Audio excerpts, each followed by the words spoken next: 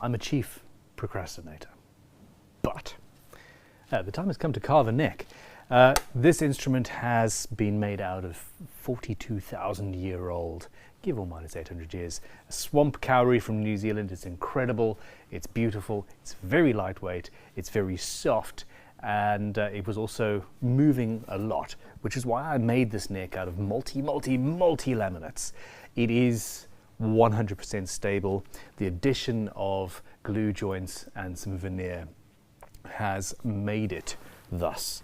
And my initial thought was, let's leave it for a bit and see if it moves. And yeah, we're like a couple of months later, and it hasn't, not appreciably anyway. Now, in my most recent video, I went through the process via a few different processes of figuring out how to copy a neck shape from another instrument. I now have templates. I now have plans for using the faceting technique for carving a guitar neck, and I'm going to be using that on this guitar. So the process is, you take the curve that you want to match, and you draw on the size of the rectangle that your neck blank is, and work out what facets you need to take off in order to get basically the shape that you want. This is a slightly asymmetrical shape, but that doesn't give any difficulties. If you measure this much on that plane, that much on that plane, and just take a clean cut off, you'll end up with a pixelized curve. Pixelated. Oh my gosh. It's all about them pixels, people. Pixelated curve, and then it's just a case of sanding it back and going. That's what I'm going to do.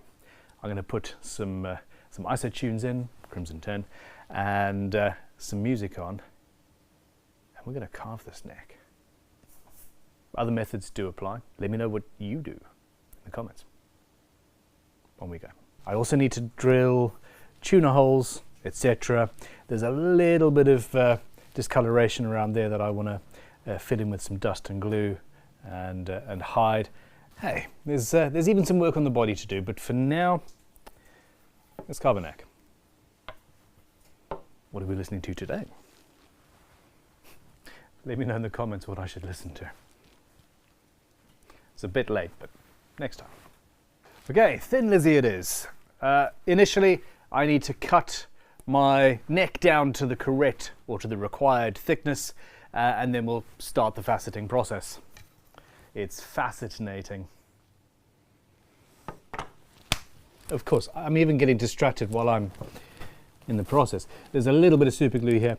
Essentially, you've got the super glue finish, and then we put guitar finishing oil on the top to protect the finish underneath, because we are going to be getting a lot of super glue all over everything, and it just scrapes off the oil, and we'll then finish everything after the fact. But we also want it to look nice as we go. So yeah, the time is nigh. Let's mark out the thickness, shall we?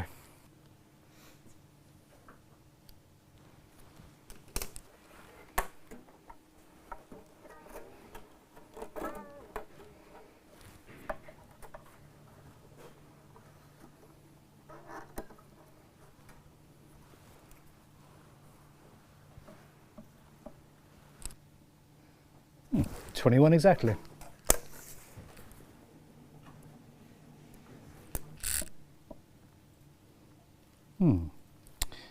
23.5, 0.4, 0.5, 0.6, 0.5.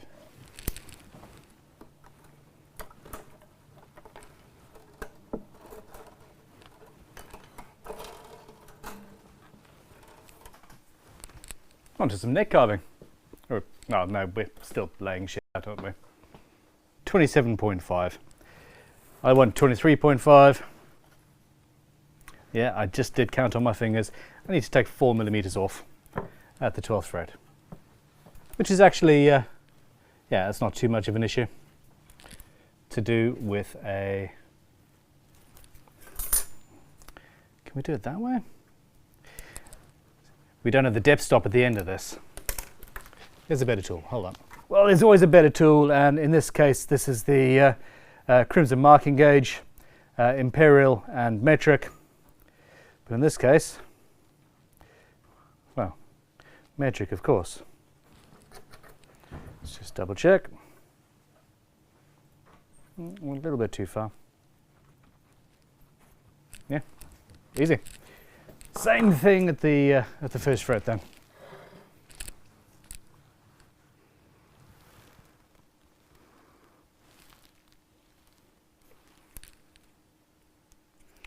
Zero it off. Nice. And yes, I am fully aware I still have got some nut slot cutting to do. I'm going to choose a nut, make it, and then do that at that point. Now, while I'm about it, it makes sense to mark that on both sides of the neck. And of course, I've changed it here already, but it's a simple thing of putting it in the slot, going on, and marking it out twice. And then on both sides, I'm going to have a line to join. The straight edge of destiny, the straight edge of destiny, the straight edge of precision and coolness. Not feeling particularly inspired today.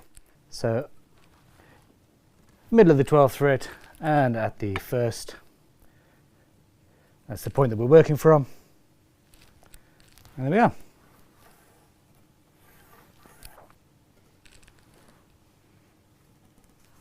It's pivoting on a little bit of glue, just making it a bit annoying. There you go. There we go. And now we can start carving. So, Shinto Saw Rasp, one of my favorite tools. Yeah, they last for years and they are, well, incredible. I'm not going to bother taking away any excess on the bandsaw. It's only a few millimeters at most, and we don't need to. Now, you don't want to go into the neck pocket area, and I'm going to measure that and draw that out in a second, or the headstock. Essentially, that's where my nut line is, and that's around about where the volute wants to go. Though we do have a guitar we're copying, so actually, let's have a look at that.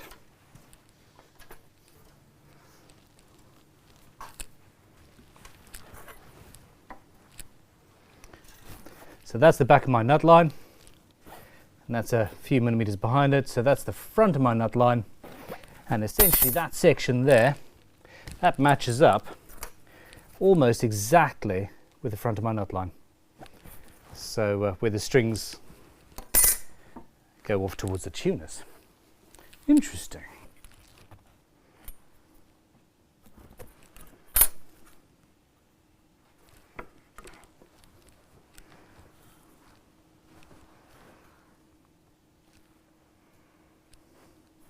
So it's just off that line.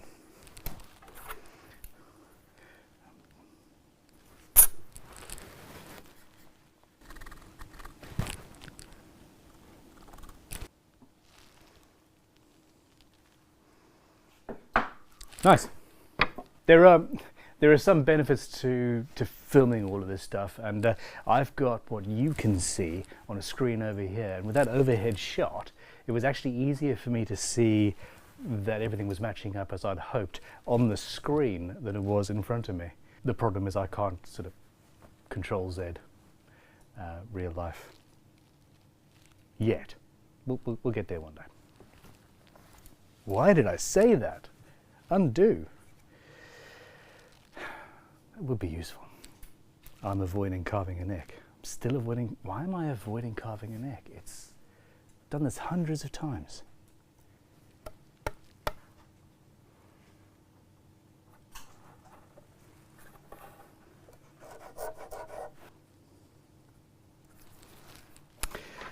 I'm going to be changing that shape. Essentially, we've got a thicker chunk of neck in the pocket, and yeah, I don't like how it looks, and it's not going to affect playability in any way. So, yeah. Improve where improvements are an option. Yeah.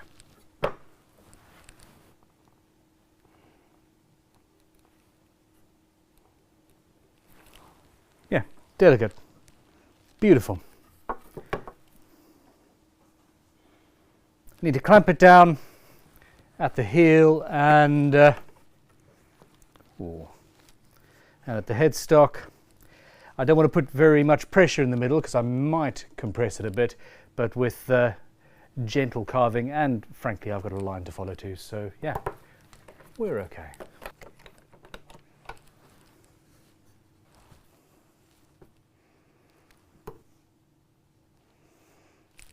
I'm going to carve at an angle. I want a straight line here, of course, but I'm going to carve down to my line and up to the center on both sides, and then when I'm there on both sides I'll flatten it down so I can see exactly what's going on. You also need to leave a little bit of material at the nut so that you can you got your curve, your swoop going up.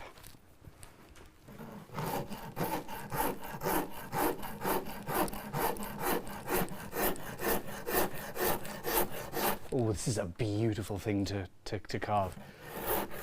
Almost like there's nothing there.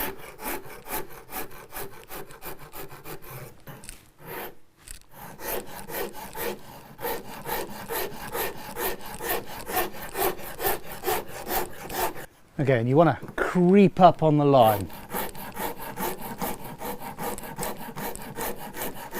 That light's completely in my way. Ah.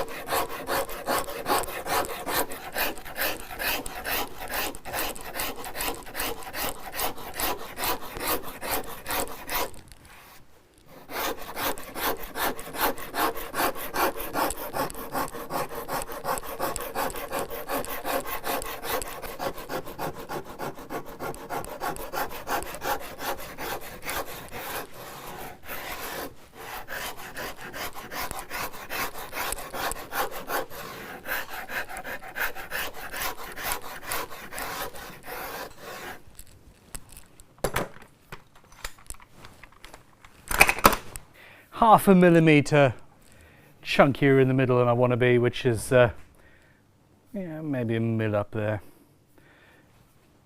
Be aware of that. Yeah, oh, come on then.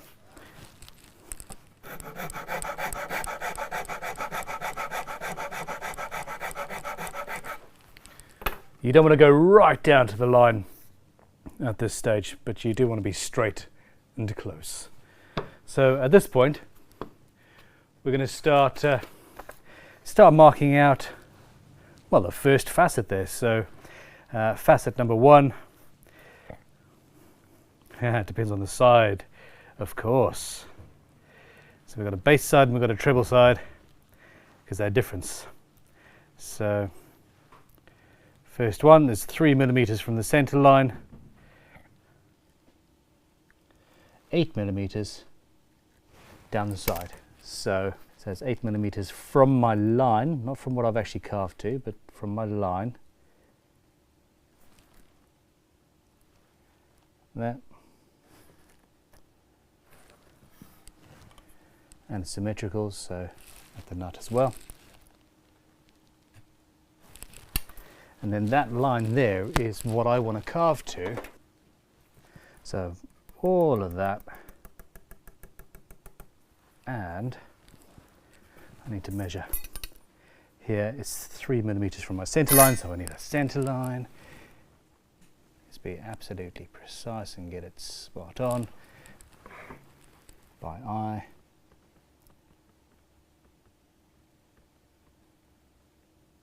With these veneers, that's actually relatively straightforward to do. And of course, is it a random point? Let's check. Yep, we're good. Okay, and yeah, 3mm off that line.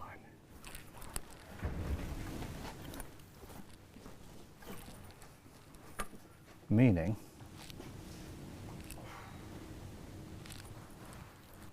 and I'm going to double check before I actually carve anything away, meaning I need to just take away all of that down to there.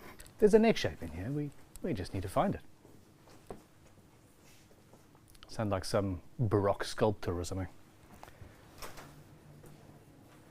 Or a modern wood turner, I suppose. There's a bowl in here somewhere. Let's make some shape. Why am I doing a funny voice for a wood turner? I'm going to stop for lunch.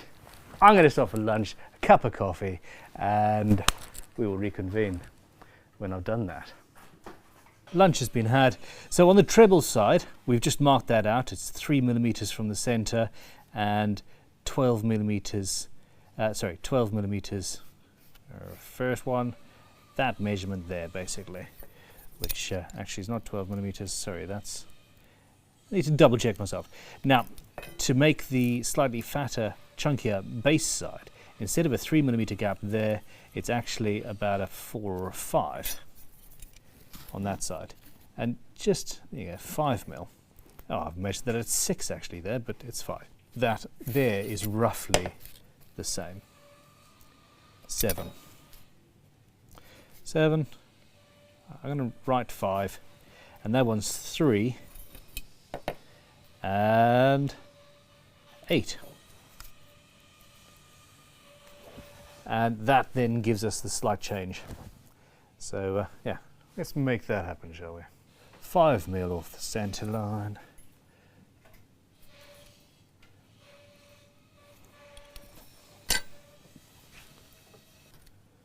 And 7 rather than 8.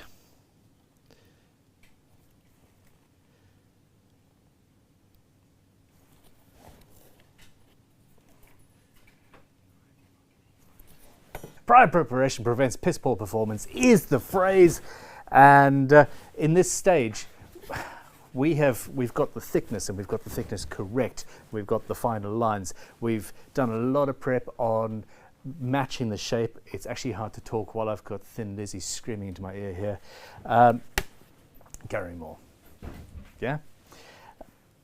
The actual carving is going to take no time at all.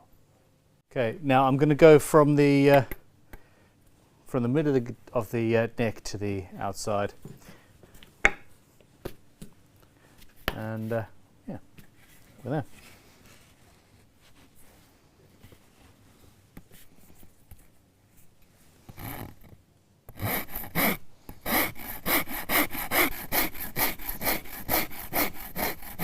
Normally I would have this clamped, but the clamps that the vices at least I have here are not quite what I would want on something this soft. So I'm doing it by hand, and because it's soft, it's easy. It just keeps on jumping off my bench dogs here. So yeah, it's one of those things. Now I could be using a spoke shave. I could be using an angle grinder. Seriously, go back to some of my earlier videos and check me carving necks with angle grinders. If you don't go too far, it's incredibly fast and quite fun.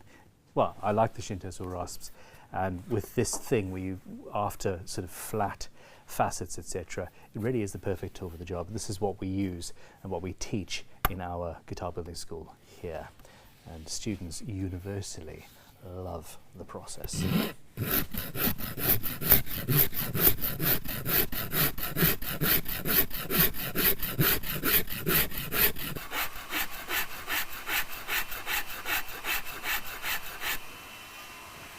tell you, that line is confusing me.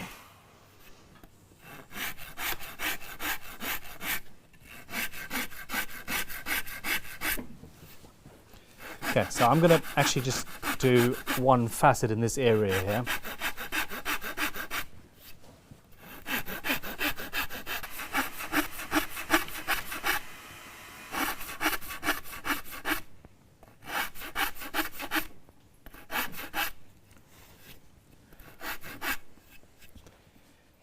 Right, so I know where I'm going now.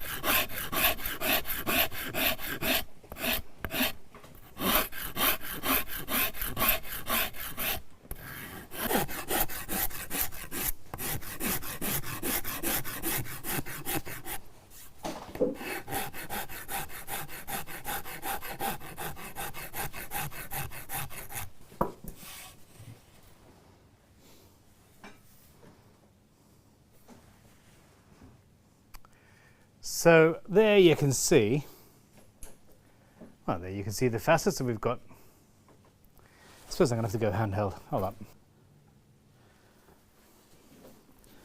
And you've already got a neck that could actually be played, which is, yeah, that's pretty cool. So at this stage now, what you need to do is the next bisection, which is going to be taking off this high section here, and even a third, and it ends up being round. And of course there's going to be some tidying up of the carving around the headstock and the heel. Okay, so here's the second cut on the base side, and there's the third. So the second cut is going right from zero, essentially, all the way up there. So I can measure from there to there. So this is the first cut. We've already taken that whole plane off, so that's all gone. And I need to know what this is. From the corner,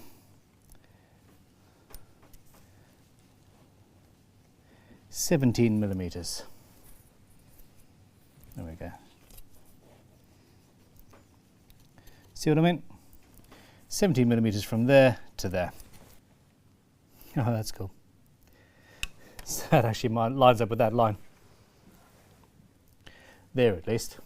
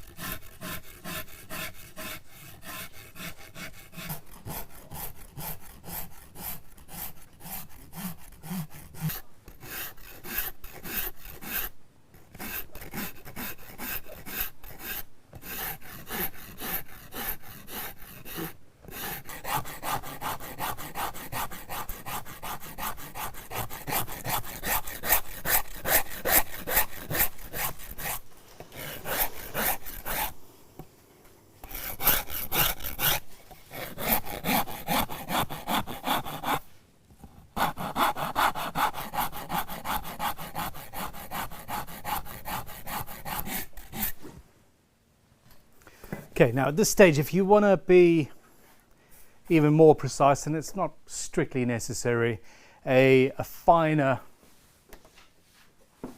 there you go, a finer and flatter rasp will do. This is a Taranti, Italy.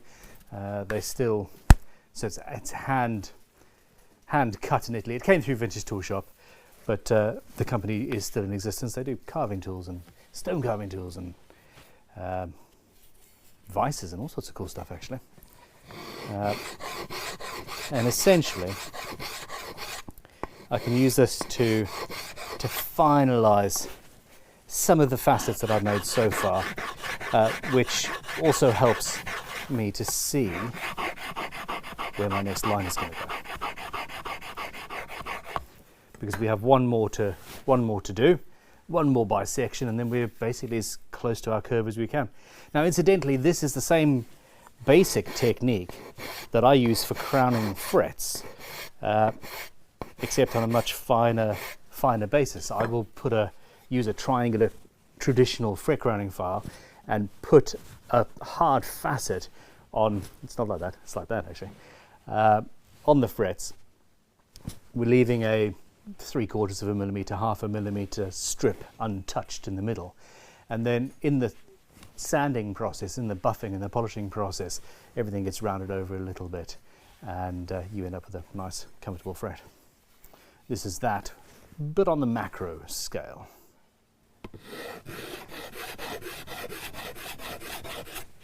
This rasp's actually too fine.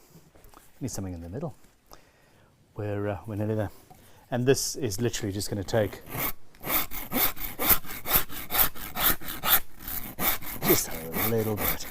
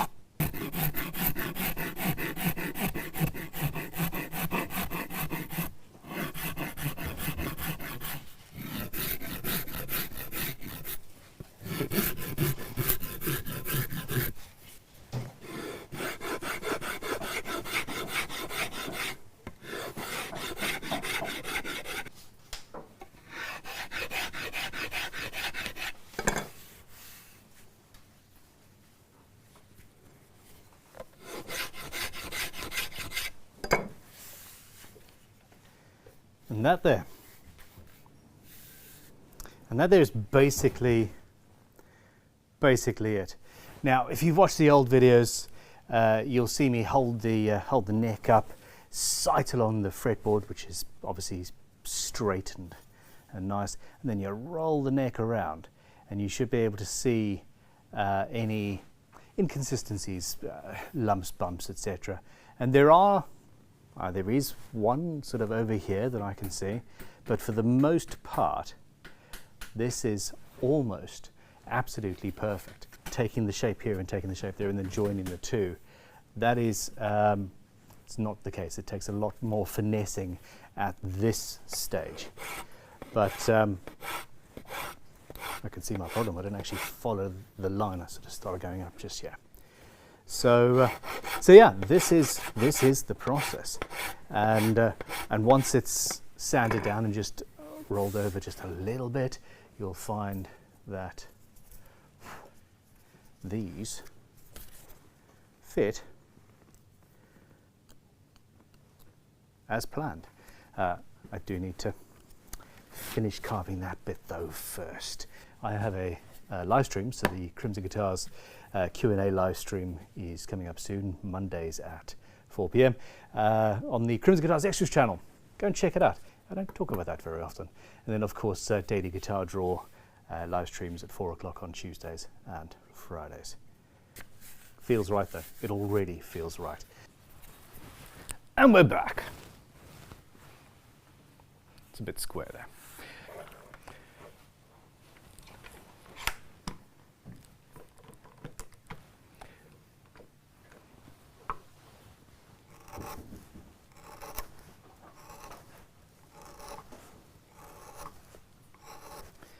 So I'm using a chisel, bevel side down, just to feather this shape in.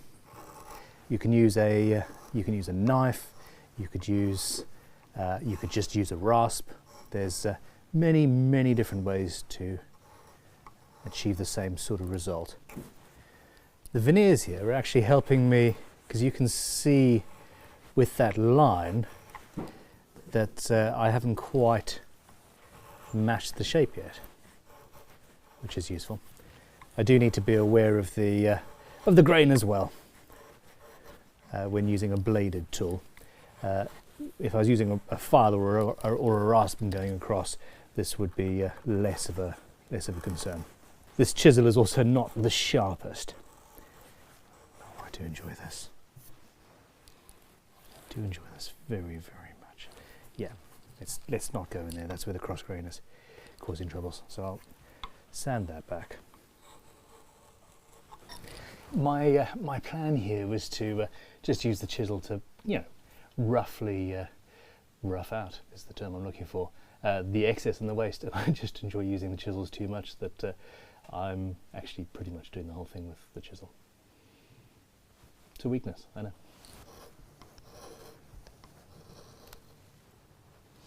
So again, you'll see I'm holding the chisel. I've got total control over exactly where it goes, and most importantly, both of my hands and every single one of my fingers is behind the blade. I'm not gonna stab myself today.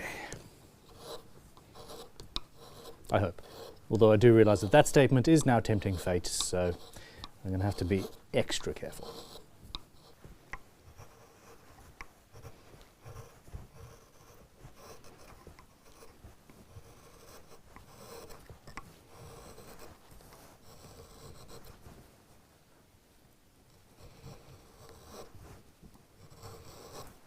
Here we go.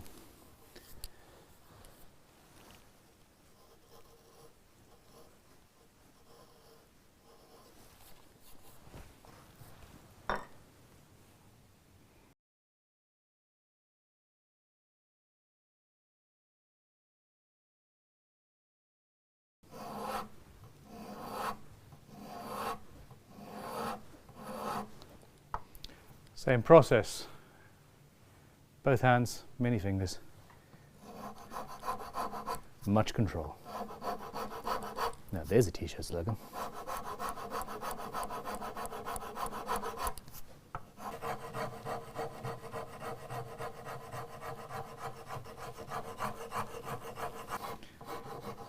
I'm genuinely enjoying this. I am also aware that this is potentially verging on the edge of boring television, and that horrible creaking noise was somebody closing a bin. But you know, we are not under attack by zombies yet. Okay, so at this stage, it's really close to the final sanding process, where I'm going to get the actual shape. So you can see my line is going in and then sort of coming up here, and that means that the shape is still a little bit wrong, but I want to finesse that outside of the clamps. And before we get that,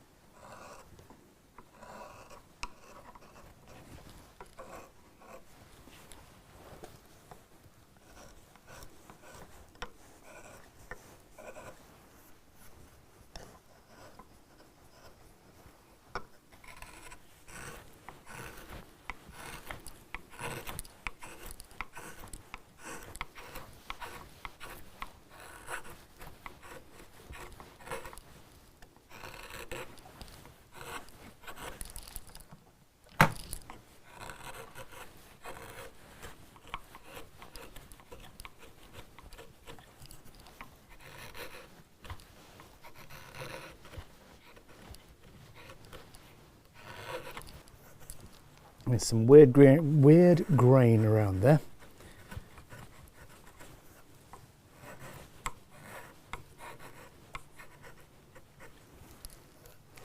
Yeah, I'm going to do the rest of that with the rasp.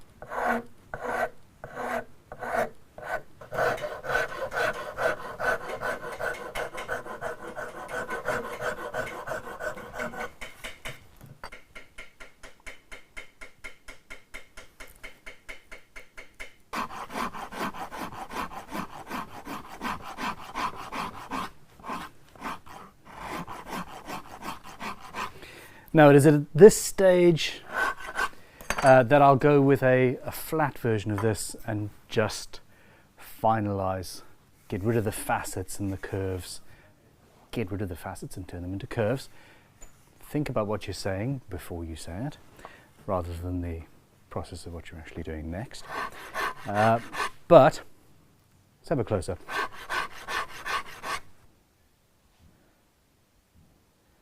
Now you can see some of the variation. Essentially I've smoothed that out. That's a lip that we're going to get rid of. But you can also see just how easy it is to get a custom neck shape. Easier than it is to focus on something when you're when you're me. But yeah, that is a custom neck shape, and it wasn't stressful. It didn't take huge amounts of time, and is not going to take huge amounts of sanding to get done. So, well, I hope that this has convinced you that you too can make a neck. Dial it down to one new and challenging task at a time. So for example, if you've never made a custom neck from scratch, or a neck from scratch, a guitar neck from scratch, then buy a pre-slotted fretboard. You know, there is absolutely no shame. My first guitars, I did everything all in one shot because I was mistakenly arrogant. And I genuinely wish that I had had the ability to buy pre-slotted fretboards, or pre-radiused and pre-slotted fretboards, etc., while I was figuring out how to carve the neck or route the truss rod or do the shaping, etc. And then when you've got that done, then you go on to, okay, well, my next stage is to buy a fret slotting jig and do that. And then maybe the next stage after that is you want to make a fan fret multi-scale fretboard and you want to cut the fret slots by hand. It's an iterative process, and if you bite off small chunks at a time, you one day could be whatever the hell you want to be it a luthier, be it a coder, be it a, I don't know, pilot. Tiny chunks over some time with some practice. I seem to have developed a severe lack of caffeine in my system, so I'm going to say goodbye. I'm going to say goodbye, good night. Thank you for watching. Click like, subscribe. Check out Daily Guitar Draw, crimsonguitars.com. Big sale. crimsonguitars.com. When is it? Yeah, I need some coffee. So do you, maybe. Goodbye. Thank you. Cheers. Ta-ta.